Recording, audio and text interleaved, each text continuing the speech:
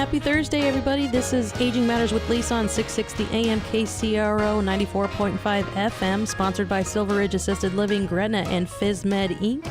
On today's show, I will have Jerod Evanich and Jessica Thurmond from A Place at Home. Welcome to the program. Thank you very much for having us. So how are you guys doing on this beautiful freezing day? A little chilly for the spring, but not too bad. Right. Weird weather. They say don't plant until after Mother's Day, and here we are. Exactly. I wouldn't plant right now. No. Just did this weekend. Did you? Yeah. Well, it didn't freeze yet, right? No. You were hopeful. Right. Cross your fingers. Well, it won't last long. But A Place at Home is a company I wanted to come on the program to explain to everyone that there's other opportunities you can have besides assisted living, independent living. And there's a lot of home health companies out there, but Jerod and I had connected on LinkedIn, and I know Dustin, the other owner of your company, and I wanted to have you on so you could explain what a little bit of the difference is in your company for a home health company and what services that you provide. So we'll get started with, how did A Place at Home get started? Well, thanks for having us, and thanks Sure. for asking. And A Place at Home got started kind of accumulation of a lot of different things that were going on in my life and Dustin's life and Paula Howard, our third owner, in her life as well. So we kind of all had our own paths that got us there, and we met in different times to be able to finally come together and make the company start. But August 2012 is when he launched. Okay. August 2011 is when Dustin and I first sat down at my kitchen table and said, let's start A Place at Home. So did you have family members that were in need of that type of care? Yes, actually. Okay. It's in not necessarily the hands-on care at that point. For me personally, it was just that I have a very small family, and there wasn't enough of us simply to go around. Okay, gotcha. So the chores and the tasks and the things built up to the point to where they needed more help. Sure. And so that really opened my eyes to the industry and to the need that was out there. Okay. Dustin DeStefano, he had his own family things that came up that kind of drove him to the in-home care world and made him realize that assisted and skilled, in his case was skilled in rural Iowa, it was really the only option. And seeing, hey, if A Place at Home was around and was able to provide the services in this area, Sure. Grandma might have been able to stay home. So you guys go very rural then, too? We have about a 30-mile radius of Omaha. Okay.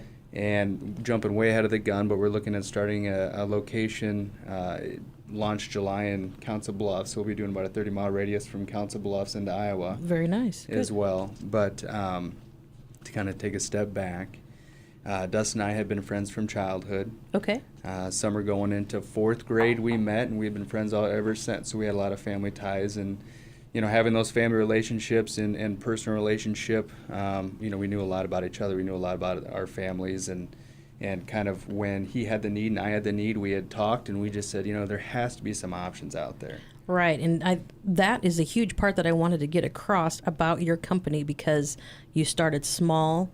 You two know each other very well, and you know your backgrounds. It's almost like your family anyway, and I think that resonates a lot with my listeners. So you are able to say, you guys have a lot of hands-on too, because the owners, some of you are either med aides, nurse aides, RNs. Dustin and I are both CNAs. We got our CNA when we started the company. We wanted to know what our employees would know. We wanted to be able to relate to what they're going to be doing on a day-to-day basis, and we figured if we're going to manage somebody, we better know what it is that we're managing. Good for you. What are they going to do? What skills do they have?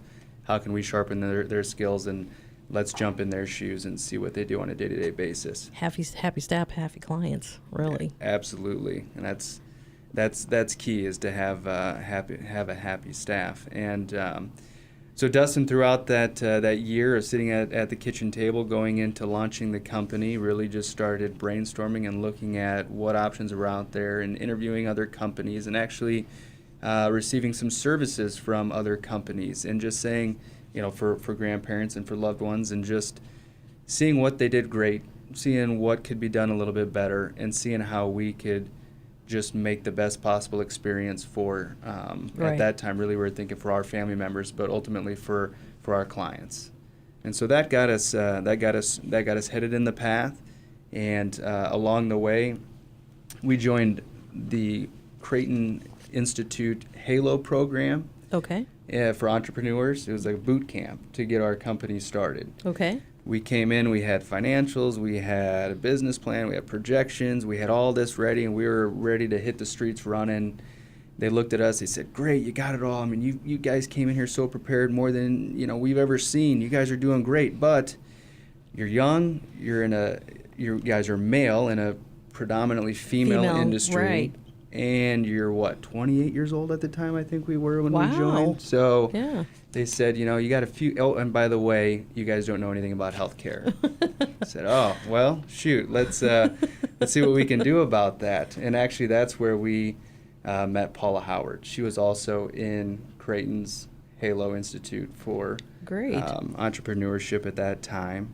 They introduced us to Paula. Paula, being a nurse of 45 years, really ingrained in the Omaha and surrounding areas medical environment, knowing a lot of different people from a lot of different aspects, having a lot of knowledge herself, and having started a company called RN Advocacy, or My Concierge Nursing, which we now call RN Advocacy at our company. Right. And Paula was in, and she's all care. She's all nurse. She wanted to help, and she'd be doing the services for free. She didn't really have the business acumen. And so they saw us, two young, ambitious guys, with in it for the right reasons. They saw Paula with all the nursing background, the female, the H Right. factor, and the, really just that healthcare knowledge. And they said, you guys should meet. So we did. We met, and it didn't take long. We all hit it off, and a couple months later, she jumped on board with us for a place Great. at home. We took on RN Advocacy. That sounds like a great marriage, if Yeah. you will. That was the perfect situation that you had. Absolutely. That's great. It was great. So we were really able to look at what could make our company better, and she was really the piece that we needed to really make sure that we were doing what we needed to do to give a quality service and to be able to kind of capitalize on where our weaknesses were. Well, that's great. So Jessica, we talked before the program started here a little bit of how you became in the program. You're new to a place at home. Well, I'm new to a place at home, but my history goes back quite a ways with Paula Howard. So Okay. we had been friends for some time, and my background is nursing. Okay. And I have been in home care off and on for years. Had also started my own private nursing service just for myself a number of Wow. different times. Okay. Because that's what I'm really passionate about. Even though I've got sidetracked and waylaid different times, working always in healthcare, I was out of home health for a number of years. And Paula and I started talking when she had just started her concierge nursing business. Okay. And I went to work with her. I helped her develop some of the forms, really set up the plan for how it would work. And Paula was the main force behind it because I was also doing other things at the time. But I knew that we were on to something. It's just that I couldn't give as much time to it as I needed, and Paula continued to go forward. And as Jerod said, they met when they were down at Halo, and I knew that Paula was doing that at the time. Okay. Again, she was learning more about how to really set this up as a business, and when they met, again, it's about synchronicity in life. Mm-hmm. I continued to have conversations with Paula and was always very sad or disappointed that I couldn't continue working with her. And then my mother became ill, and she had already formed the business with Dustin and Jerod. Okay. And I went to Paula and I said, I think my family needs some help. Now, I was serving not only as the daughter in this case, but I became the patient advocate, the family advocate. I had to serve in many different capacities, that which I already had training for. Little did I know that at some point in my life, I was going to be serving in that capacity for my parents. Right. So I spoke with Paula, and I met Jerod. He came to our house and helped set up their services to help with my mother during the last phase of her life.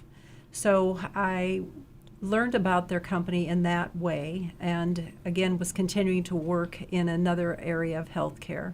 But every time I would meet with Paula, I would be just so disappointed that I wasn't working alongside her again, because Right. she's got dynamic energy. She has strong faith and belief in the work that she does as a nurse, as an advocate, as a caregiver, as anything that you would want somebody to be to support you. And I'm that same way. So I came to them, or actually Paula spoke to me a couple of months ago and asked me if I would be willing to do some part-time work with them on the side when she or the other nurse who is part of the company were unavailable. So I started training with them, but the more that I was in the office and the more that I saw what was happening, I just decided, when is it going to be my time to really get back to that focus in life that I'm meant to do? Right. And so I went to Jerod one day and I said, look, I need more. I want to be more, and I want to be involved. And I know that you're planning on expanding and growing. So what is there in this company that I can do to get started? So that's when they approached me about the position that I'm in now, which is a community liaison and the RN advocate. So you have been blessed, Jerod, Yes. with these two women. This is great. So you have two vested RNs that have worked in the field, that understand how healthcare works, and then you have you guys to do the business model. Absolutely. And then you went to go get your nurse aid so you know what your staff is going through. That's fantastic. Yeah. Not very many people would absolutely. do that. They wouldn't, because that's a tough thing. Being a nurse aide is I commend you, because our frontline staff, I tell them all the time, you guys are some of the hardest working people in this building, because you get to see everything. It was And an it's eye-opening hard work. experience. Oh, I bet. And I bet.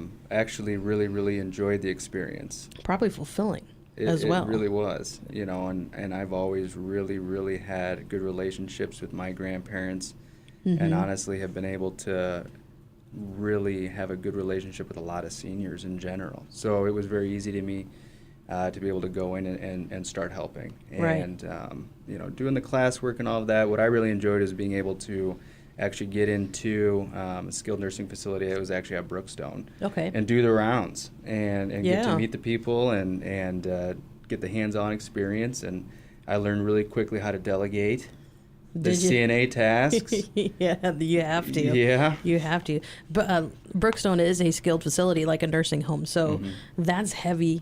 That's fast-paced, heavy work. Mm-hmm. Because you have constant lights going off. You have folks that are unable to ambulate. You have folks that are bedridden. You have folks that have different types of cares. So yes, you do have to delegate your time, and that's exactly true, because you're not going to be able to make it through everything that you need to get through, because you have a list, but then you can't ever follow that list. Right. And I always like to go to the rooms where the gals would give me cookies and candy and things like that. So Yeah, right. Well, The perks of being in the healthcare. perks Right. of being in healthcare. That's right. And you learn that early too. Even if I was a patient, I would always bring chocolates for my nurses. You know what to do. That's right. absolutely. That's right. So in 2012, Yeah, 2012, we opened our doors in August and decided that we were going to launch the RN advocacy as well as home care services and personal care services. okay. And our goal from the very beginning, and since we started running this company and even started formulating the ideas on the company, is that we wanted to hold it to a higher standard. We wanted to be licensed. We wanted to have an RN that did the care plans, an Right. RN that oversaw the CNAs, and we wanted CNAs that actually did the hands-on care. Okay. So though we do have people that do not have a CNA, who are just companions, Right. we use primarily CNAs across the board, whether it be someone in the home doing homemaker type services, Right. just helping out around the house, meal preparation, some transportation, things of that order, all the way through your personal level care. So your bathing, dressing, grooming, all your ADLs. Right. So those are the primary focuses. Also, with the licensure, we wanted to be able to provide medications. So we saw a huge need in people that either physically or mentally were not able to be able to take medications themselves. Right. And, there's just such a gray area as to what can and cannot be done with medications. We said, you know what, let's err on the side of safety. Let's get our license. Let's get a nurse. Let's get everything in order so we can give medications effectively and safely and accurately. So Okay. those are the main services, out of the gates that we had started, getting the licensure and kind of going from there. Okay, so what we'll do and talk about the next segment, we're going to take a break here. We'll talk about the next segment, how you break down into those home services and what that all entails. This is Lisa with 660 AM, KCRO, 94.5 FM, Aging Matters with Lisa. Stay tuned.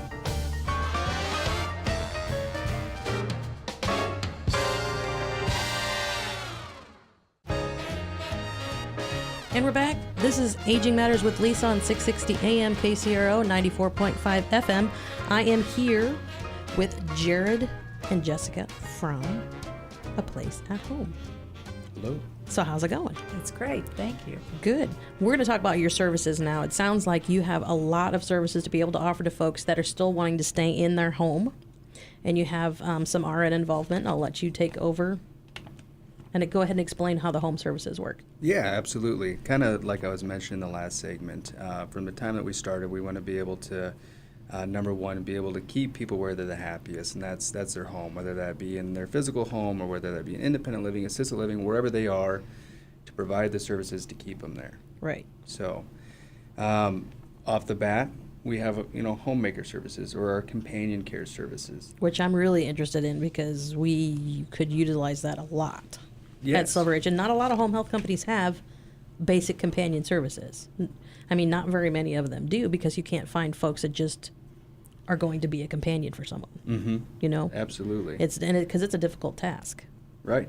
Oh, it very much so is. And our fantastic group of CNAs, companions, med aides, they're there, they're professional. We consider them our foot soldiers, and they're on the ground hitting the streets every day, making sure that our clients are receiving the best care. So, and like I said, whether that be through like a homemaker service, so we're talking about being able to help out around the house, help with laundry, help with linens, help with cooking, help with cleaning, light maintenance around the house, light garden work or work in the yard. Shoveling snow. To an extent, I wouldn't necessarily want them out there with the snow blower going, but to an extent, yeah, brushing off the front porch and making sure that, those light tasks that they normally would be able to do Right. are definitely things that they can do. Right. And the companion and the reminiscing and playing games and taking them to events and being able to get them out of the house and really have that socialization. Now, do you require your companions to be a nurse aide? We don't require companions to be a nurse aide, but we do have many nurse aides that are companions. That are companions. Yes. Right. I think that you have to be an advocate for the elderly to be a companion. Absolutely. Hands down. And they're tough to find. They're very tough to find. They are very tough to find. And most of the time, there might be a retired med aide, a retired nurse aide, an LPN, or what have you. I mean, but that is great that you're able to have them, especially with folks that have memory issues. Absolutely. Those are the ones that need most of the time, and the other loved one can take a break Yes. because of that caregiver respite stress. care. Yes, totally.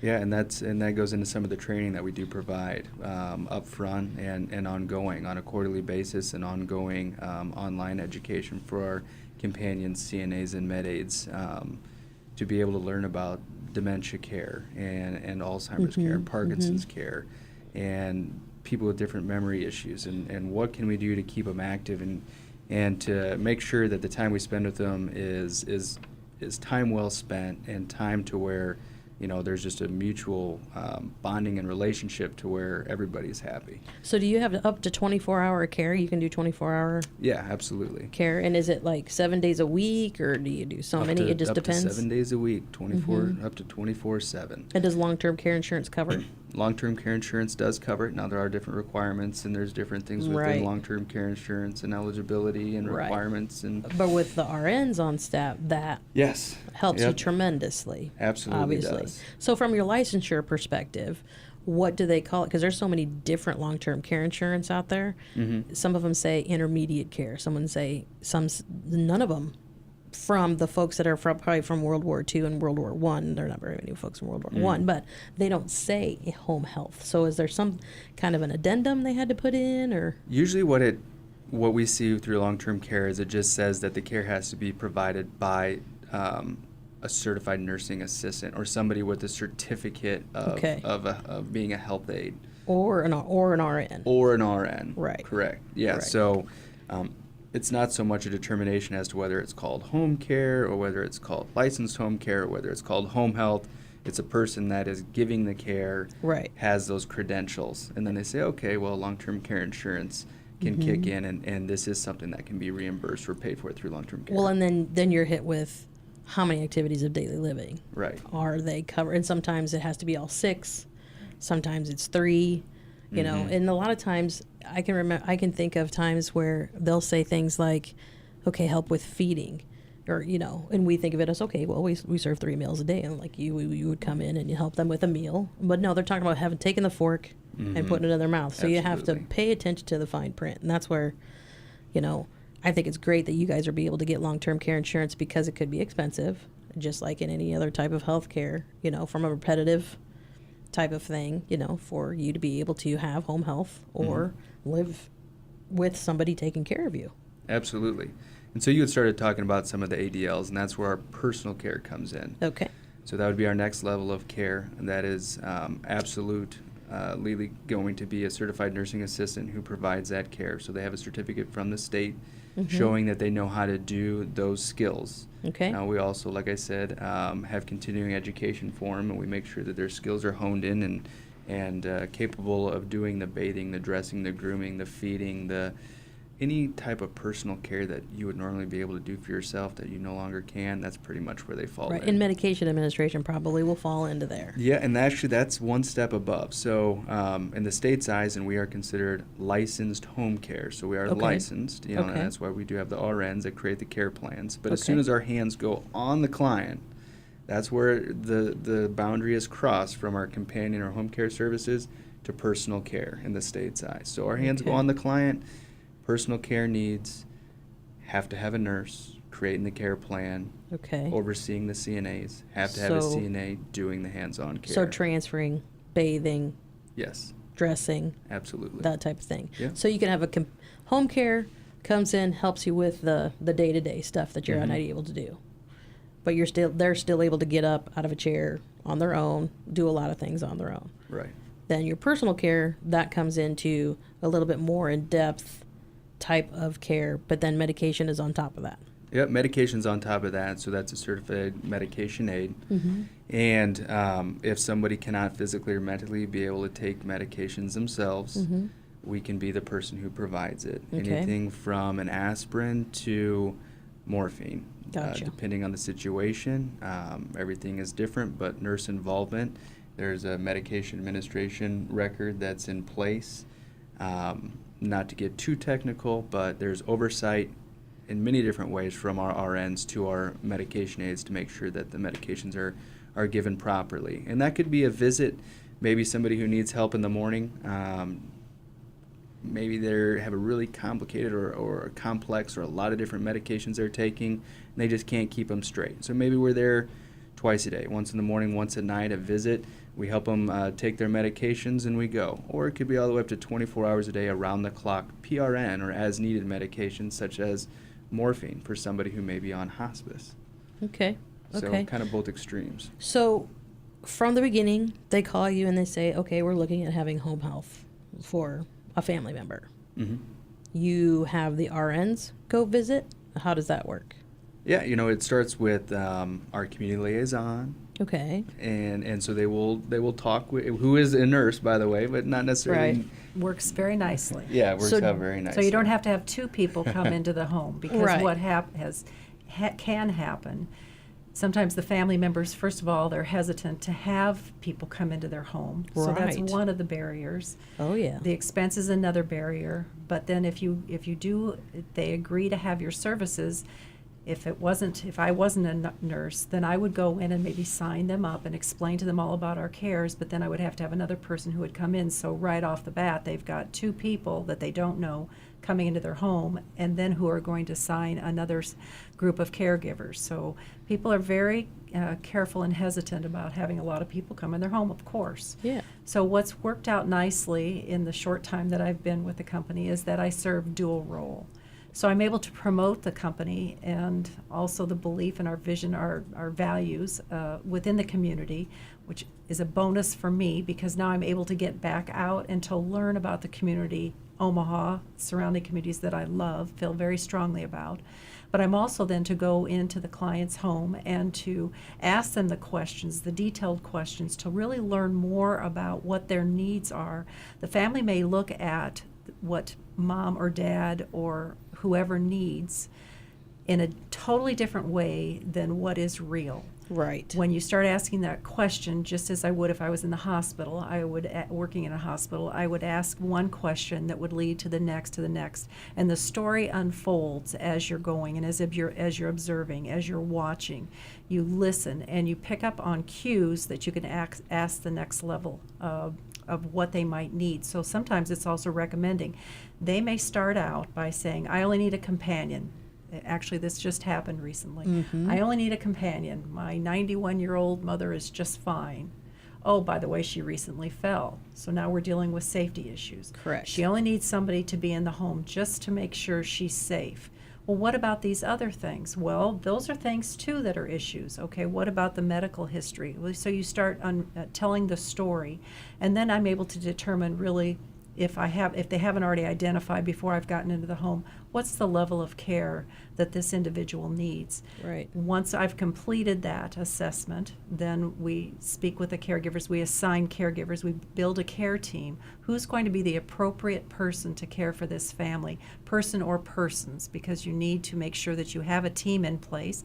Things happen in people's lives, and if they're not able to go on a consistent basis, then you need to have a couple Right. of people. And family members become very attached to their care team, so we really work on assigning that right person for that right fit. So you keep the same people with the same client, That's the goal. which That's our goal. which is that's a hard goal. Yeah, I can imagine, because everybody has lives and everybody has things that are going on. absolutely. So I think a rotation, it is difficult, and especially with folks that have memory issues. But then again, trust is important, and to get your foot in the door to be able to get trust of an elderly person is huge. But having the same staff come all the time, I think that puts a personal touch on it. They get to know that person. They know their ins and outs. They know everything about them. So they're able to know, okay, Martha gets her 8 o'clock pill, but she doesn't get her 8 o'clock pill until she has her piece of toast. Right. And then if somebody else comes in and doesn't know that, then Martha's just going to get mad because she didn't get her 8 o'clock. She didn't get her toast before her 8 o'clock pill. And it's little things like that go a long way. Or they find out a little bit about them. Their favorite food is spaghetti or something, and they'll go get it and bring it to them. I've heard, several of our staff that go and do that, and those are the type of people that just because they know them and they're constantly taking care of them, those are the things that you want, and I'm sure that's the kind of staff that you have. Absolutely. Yep. So, going back to the services just a little bit. Now, I'd mentioned the nurse involvement and Yep. the nurse overseeing the care plans. Yeah. Some people need a little bit more help being able to kind of navigate the healthcare system, being Okay. able to see what their different options are, what kind of life transitions may be ahead of them, and having somebody be by their side to help them navigate and be a pseudo family member for them, be able to step in and take that role. That's where our RN advocacy comes into play. Okay. And Well, and it's interesting. Many years ago when I started in this profession, I had no idea that I was being that RN advocate. I just knew that I was taking care of my patients, that I was standing up for them, that I was helping coordinate and collaborate with other disciplines that were involved in their care. So to have the RN advocacy program at a place and home is exactly what is important to help, as Jerod said, navigate through the system. it's very hard for family members who have no healthcare background, who have no family members that have a healthcare background, Right. at times to really understand what the different medications are, what the physician is actually telling them at their office visit, what is the next step, what are they supposed to do to help them progress back to a level of independence. So as an RN advocate, I could go along with that patient, with our clients, to the physician's office if that's something that they desire to have me serve in that capacity, in that role. Or in some cases, I will use it again in my own personal case. I was serving as an RN advocate for my family because I was standing behind what my father wanted for my mother. Yes. So I needed to make sure that the company, A Place at Home at that time, understood what we wanted. So I was supporting and standing up for their needs, but I was also very much aware, having been on the side of home care before, that the adjustments to the caregivers, what time they come, changing their schedule at the last minute, that's a fine line to walk. So Right. an RN advocate is, I think, a huge program and a huge bonus to be able to offer to our clients. Okay, and we will go further into the RN advocacy when we come back. This is Aging Matters with Lisa, sponsored by Silver Ridge Assisted Living, Gretna, and FizMed Inc. on 660 AM KCRO and 94.5 FM.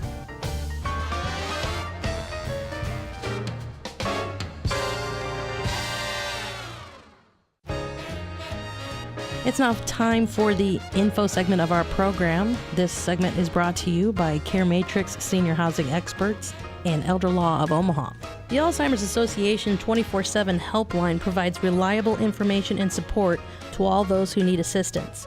Call toll-free anytime, day or night at 1-800-272-3900. Their 24/7 helpline serves people with memory loss, caregivers, healthcare professionals, and the public. All calls are confidential. Again, call 24/7 1-800-272-3900. TDD users 1-866-403-3073 for Alzheimer's Association 24-hour helpline. 2015 Sarpy County Walk to End Alzheimer's is August 29th, 2015. Registration at 8:30 a.m., walk at 10 a.m. Papillion La Vista South High School is the location. You can register online or contact Kathy Bickerstaff at 402-630-3241 or go to kbickers@cox.net. Register, donate, get a team together, learn about the walk, get as much information as you can. The 2015 Sarpy County Walk to End Alzheimer's. We need to donate and walk to find a cure.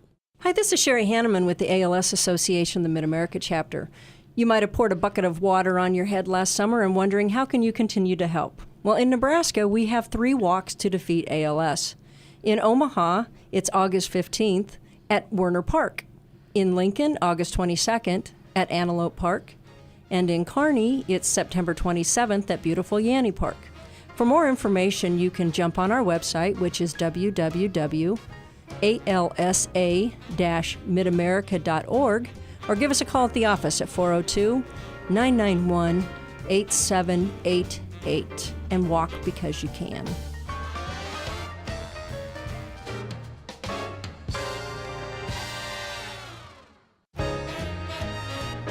And we're back. This is Lisa with Aging Matters on 660 AM KCRO and 94.5 FM, sponsored by Silver Ridge Assisted Living, Gretna, and FizMed Inc.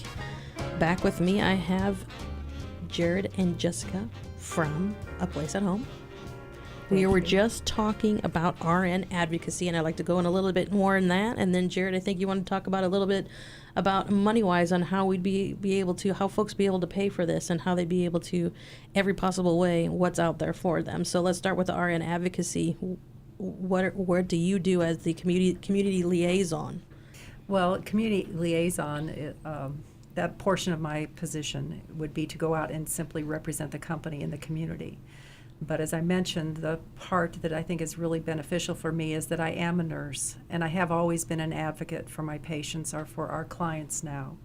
So some of the things that I talked about in the last portion of this was that I would, obviously an RN advocate is somebody who could go in with the family members on the physician office visit if that was needed. If there was a family member who was in the hospital and the family did not know what was going to happen next, because once you get into the discharge planning, it Yes. gets very overwhelming, and sometimes it's very complicated, especially if you are in a hospital situation or you are in a rehab facility. You are really just wanting to get home. You're Well, and- overwhelmed. You don't feel Right. well. The families have too much to think about. So as an RN advocate, I or one of the other nurses that work for the company could serve in the capacity as being the other set of ears and the one to actually explain what is being said and help the family determine what's the best next steps to take. Another service that I would offer as well is we have clients sometimes who are considering, all right, we've been living at home and now it's no longer safe and I need more help. So I need to move to either an independent assisted living, a memory care unit, whatever it might be. Sure. And I could be the one who would actually find the information out for them and relay that to the family. In that case, once they decide that they're going to make that move, which has happened at another time with a client, help them transition from their home to that environment. So if it's a question of finding the people to help do the estate sale or, whatever the next level of care is that they need to move and transition forward, we can offer many different services. As an RN advocate, we're speaking for the patient, for the family, and our goal, as always, is to make sure that they receive the care, the respect that they deserve and need. Right, and get the proper information, because you'd be most likely talking with the nurse aides and med aides that are taking care of them on a daily basis. You have nurses' notes, what medications they take, what specific things that they are doing, and what they need. Then you would be able to pass that information on Exactly. to the family members and to the healthcare folks that are going to be working with them. And when they do get discharged from the hospital, a lot of times a discharge planner and a social worker are there, but their time is limited. It's very limited. And it's hard to be able to get a lot of information specifically from them regarding, like, say, assisted living, independent living. I mean, I could give brochures to them and they can hand them to the family, but there's not that little personal touch on there. If I could be standing there, it would be great. But then you would be standing there and you'd be able to help them, to refer them in the proper direction to where they would need to go and what their expectations or what, things they might Right. have coming up into their face. So say, for example, anybody that has a memory issue, they move them to a memory unit. They don't understand that they're going to regress a little bit and they're going to have some issues when they move. And they don't understand why, because I would never have been an expert in any way, shape, or form on dementia unless I was in the business. Right. So you have to try to be there as an advocate for not only the person that is ill, but for the family members as well, because it's tough on them. So I think this RN advocacy, this is great. This is something that, have you done it a lot lately? Can you give any examples on how? Well, and I'll jump in here. And like Jessica had said, it's our company having a professional to dig into their background and their history and be able to start researching to give them the information for our clients to make the best possible decision. And then it's up to them to make the decision on what they Correct. do next. Now, I'm going to give you an example of someone who was more at the extreme end of the service. Now, this can be as little or as much as you want. Okay. Paid by the hour and all the way down to the minute if you like, and we break it up and show that. But we had one gentleman in particular who had, his house was too much for him to take care of. Okay. It was time for him to, it was not safe for him to be there. So we looked into all his different options of where he were to move next. He was dead set on independent living. Although physically, probably shouldn't have gone to independent living. Right. But with our help, we were able to not only be able to get something set up for his estate sale, get him in the process of being able to get his home taken care of and all of his belongings and everything moved, whatever he had wanted, to the independent living and get his home sold. But then we went into his new apartment, helped him to organize and rearrange everything to where it needed to go. We then got a hold of ancillary services, and we had home health in place Okay. that came and did some physical therapy and did some skilled nursing services. Okay. We then were there on our home care side, providing a CNA 24 hours a day. Okay. And we, in essence, made a nursing home right there in his independent living. Okay. having the RN advocate in place, saw different changes going on with this person that allowed us to foresee and advocate on behalf of him to his physicians, which resulted in him receiving a pacemaker, and this later ended up saving his life. So it's something that, just all the information was there. There were so many different hands in the pot. There wasn't anyone to really get it all together, look at it and say, oh, wait, there's a simple solution to keep this man healthy. And so it's digging through and being able to really be whatever you need to make you healthy and to get you to that next point of your life and be able to do it safely. And try to stick to what their wishes are, because they're still people. Absolutely. They're not just an elderly person that's, they're still people, even though, say, for example, that person had memory, like we talked about dementia all the time. They're still in there. They're still that person. Right. They're not any different than any of us. They're just older. That's all it is. And it really is something to be able, that's a testament to be able to listen to them and see, and give them what they want. Right. Which is sometimes hard to do. And so, this gentleman, he went from the point to where he could have easily been in a skilled nursing facility to the point to where he had a personal trainer and he was thriving. Nice. And he was able to cut back on all of his other services. And we took a lot of pride in knowing that we made it possible for him to live out the remainder of his life in his independent setting.